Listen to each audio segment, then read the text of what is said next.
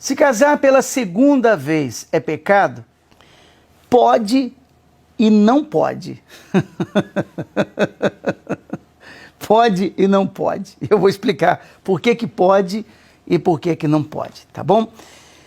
Pelos motivos mais diversos, muitos casais, hoje em dia, eles não são capazes de cumprir os votos que fizeram no altar. Então, quando Jesus disse essas coisas aos seus discípulos, tá? Eles ficaram também bastante contrariados. Você pode ler em Mateus capítulo 19, onde, quando Jesus falou para os discípulos, né, os seus discípulos disseram, se é tal a condição do homem a respeito da mulher, é melhor não se casar. Mas, voltando ao nosso título principal do vídeo, eu quero ler Mateus capítulo 19, tá? Onde o Senhor Jesus falou coisas importantíssimas sobre isso. No livro de Mateus, capítulo 19, a partir do versículo 3 diz assim, vieram a ele, a Jesus, alguns fariseus e o experimentavam, perguntando, é lícito ao marido repudiar, separar, né, a sua mulher por qualquer motivo? Que hoje as pessoas se separam por qualquer motivo, não é? Ah, não gostei, teve uma briga, vou embora. Então eles perguntaram, é lícito o marido separar da mulher, ou a mulher do marido, vice-versa, por qualquer motivo? Respondeu Jesus, não tendes lido que o Criador desde o princípio fez o homem e mulher? E que disse, por esta causa deixará o homem pai e mãe, se unirá à sua mulher, tornando-se os dois uma só carne, de modo que já não são mais dois, porém uma só carne. Portanto, que Deus ajuntou, não separe o homem. Então veja que Jesus, ele fala para não se separar. E, sem qualquer exceção, ele disse para não se separar. Ele foi claro com respeito a isso. Somente depois de ser questionado novamente, tá? Que ele foi questionado, então ele acrescenta a possibilidade da separação por causa de traição. Então a palavra de Deus, ela apoia uma separação numa traição, tá? Se você sofreu uma traição, você tem um apoio da palavra de Deus em se separar, se casar novamente, formar uma família, uma nova família, seguir a sua vida, ficar sozinho, como você quiser. Então, inicialmente, a impressão é não haver exceção nenhuma para a separação. Mas, posteriormente, as Escrituras Sagradas também apresentam algumas exceções. Tá? Por exemplo, no livro de 1 Coríntios, vamos lá em 1 Coríntios, no capítulo 7, versículo 39, o apóstolo Paulo fala sobre isso. Essa meditação é importante para todos, tá? Eu quero que você anote aí os versículos. 1 Coríntios, capítulo 7, versículo 39. O apóstolo Paulo diz, a mulher está ligada enquanto vive o marido. Contudo, se falecer o marido, fica livre para casar com quem quiser, mas somente no Senhor. Versículo 40. Todavia, será mais feliz permanecer viúva, segundo a minha opinião. E penso que também eu tenho o Espírito de Deus. Então, olha só. Jesus disse que, em hipótese alguma, pode se separar. Depois de ele ser questionado, ele falou em questão de traição, pode separar. Mais à frente, o apóstolo Paulo disse que as viúvas, o marido morreu, elas podem se casar pela segunda vez. Ele sugere que elas fiquem viúvas, mas, enfim, é a opinião pessoal dele, como ele diz, é a minha opinião pessoal. Tá? Então, a palavra de Deus deu uma outra abertura. O apóstolo Paulo diz que se alguém se converte, tá?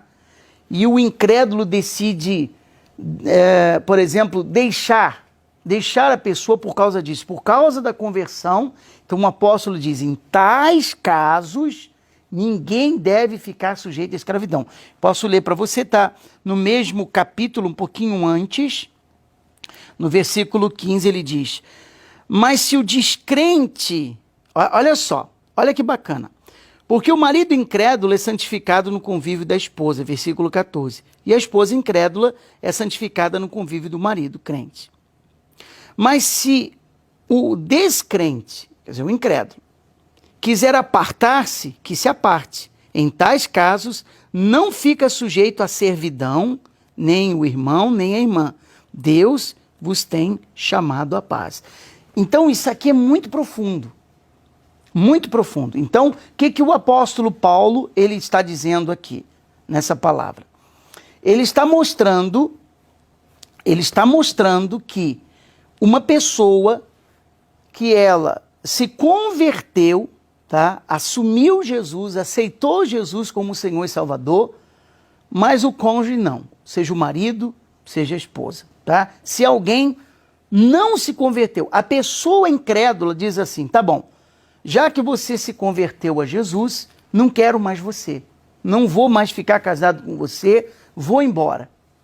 Então a pessoa incrédula decide deixar aquela pessoa. Então o apóstolo Paulo está dizendo assim, em tais casos, quer dizer, nesses casos, ninguém deve ficar sujeito, tá, à escravidão, ou seja, não deve viver como escravo dos votos matrimoniais. Fez o voto matrimonial, mas não tem que ser escravo aos votos matrimoniais. Por quê? Porque foi uma decisão daquela pessoa em não querer viver mais com a outra. Tá? Ora, o que abre um precedente para um possível novo casamento. Você vê que interessante? Abre um precedente para um possível novo casamento. Embora essas passagens demonstrem que existem exceções para certos casos, é bom lembrar que há uma ordem clara do nosso Senhor Jesus para os cristãos que são casados. Não se separem. Não se separem. Essa ordem pode ser encontrada não somente em Mateus capítulo 19, né, como nós vemos, mas como também na citação do apóstolo Paulo, aqui também em 1 Coríntios, capítulo 7, voltando um pouquinho, versículo 10 e 11, diz assim, ora, aos casados ordeno, não eu, mas o Senhor, que a mulher não se separe do marido. Está aqui. Se, porém, ela vier a separar-se, que não se case. Então, ele está dizendo também para não se separar. A verdade é que, infelizmente, muitos cristãos têm tido seus corações endurecidos. Endurecidos. Na época da lei de Moisés, um coração duro justificava a permissão para uma possível separação e até um novo casamento. É só a gente ler de novo aqui em Mateus, no capítulo 19, quando os fariseus questionaram a Jesus, né? Jesus falou que não era para se separar. E aí eles disseram o seguinte, replicaram, por que mandou então Moisés dar carta de divórcio e repudiar? Respondeu-lhes Jesus, por causa da dureza do vosso coração, é que Moisés vos permitiu repudiar a vossa mulher. Entretanto, não foi assim desde o princípio. Então, uma outra coisa super interessante aqui. Jesus falou o seguinte, olha, Moisés permitiu a separação por causa da dureza dos corações. Mas desde o princípio não foi assim, quer dizer, ele abriu uma exceção. Moisés abriu uma exceção. Ele chamou a responsabilidade para ele. E nem por isso Jesus disse, mas Moisés errou. Não, mas Moisés fez isso, Moisés mandou separar, mas ele não devia ter mandado separar. Moisés falhou nisso.